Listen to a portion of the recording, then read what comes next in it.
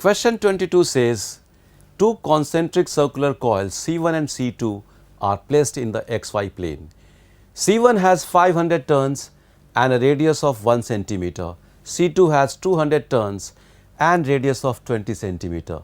C2 carries a time dependent current I, which is 5t square minus 2t plus 3 ampere, where t is in seconds. The EMF induced in C1 in millivolt at the instant t equal to 1 second is 4 by x. What is the value of x? Clearly the question is from the topic electromagnetic induction, and it is about mutual induction between two coaxial and coplanar coils.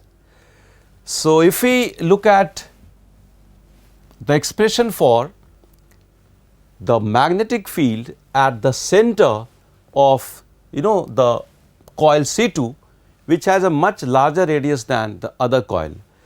So, let us get an expression. Let us call this radius as R2 for coil C2, the radius of the first coil as R1, and the number of turns for coil 2, let us call it N2, the number of turns in coil C1, let us call it N1. So, the expression for the magnetic field due to current in C2 at its center is given as B is equal to mu naught, the number of turns, which in this case is N2, and current, let us call it I. In fact, it is called I in the question. It is mu naught N2 I divided by 2 times its radius, we are calling it R2. That is the expression for the magnetic field at its center. Now, since coil C2 has much larger radius compared to coil C1, we can consider that for the extent of the first coil, the coil C1, we can take the magnetic field to be uniform, and this magnetic field is perpendicular to the plane of coil C1. So, that will make our task of finding the expression for flux quite easy.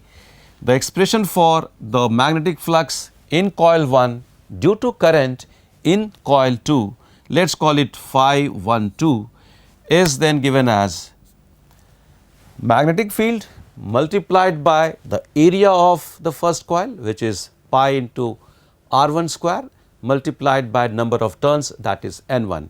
So, this becomes then pi into R1 square into N1. This is the area and the number of turns has been included. We multiply it with B.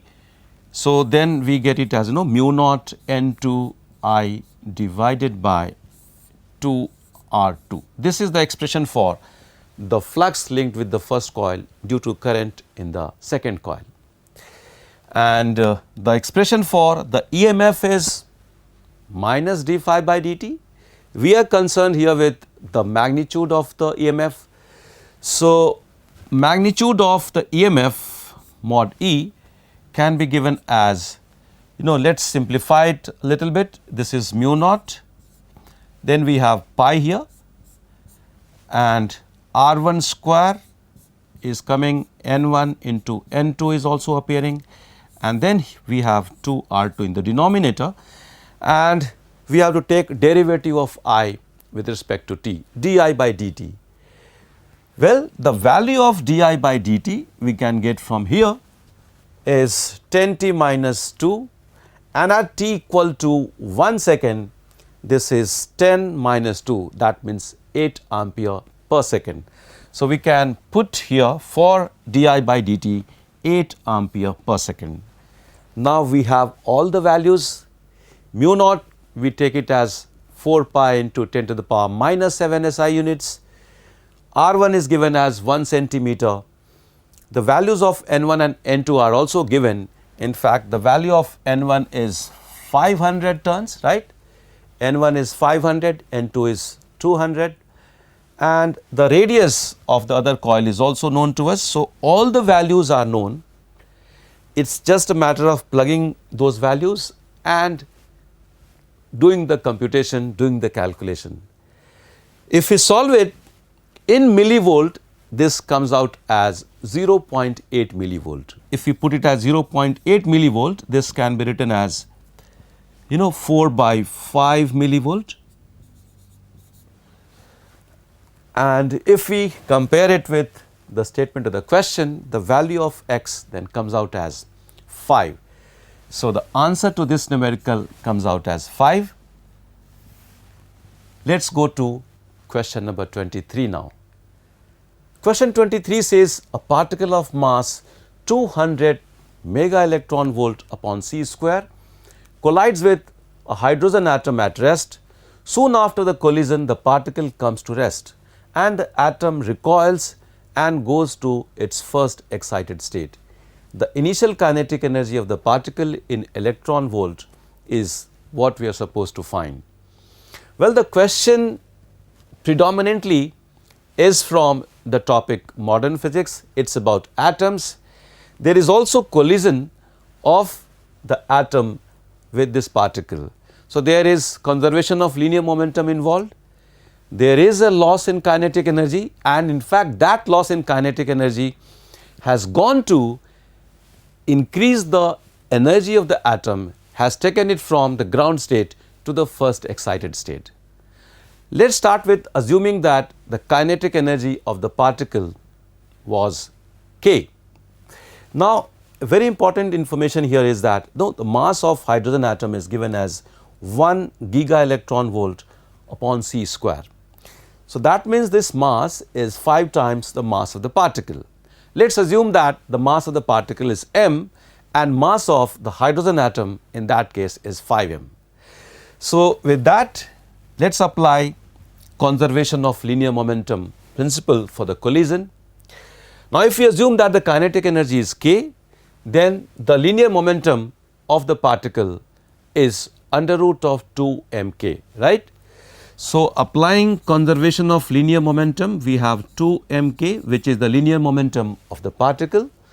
After the collision, the particle comes to rest and the hydrogen atom, whose mass is 5m, starts moving. So, this is equal to under root of 2 times 5m multiplied by k dash. Now, k dash is the kinetic energy of the hydrogen atom. If we solve it, we find k dash, the kinetic energy of the hydrogen atom, is coming out as k divided by 5, and that means the loss in kinetic energy in this collision is k minus k by 5 or 4k by 5. Well, further, this 4k by 5 is the energy required to make the hydrogen atom go from the ground state to the first excited state, and the energy required for this process to make the transition from ground state to the first excited state is 10.2 electron volt. So, that means the loss in kinetic energy, which is 4k by 5, is equal to 10.2 electron volt, and from that we carry on with our calculation. So, we get 4k by 5 is equal to 10.2 electron volt. This gives us the value of the initial kinetic energy k as 51 divided by 4 electron volt. Let us check the question once again.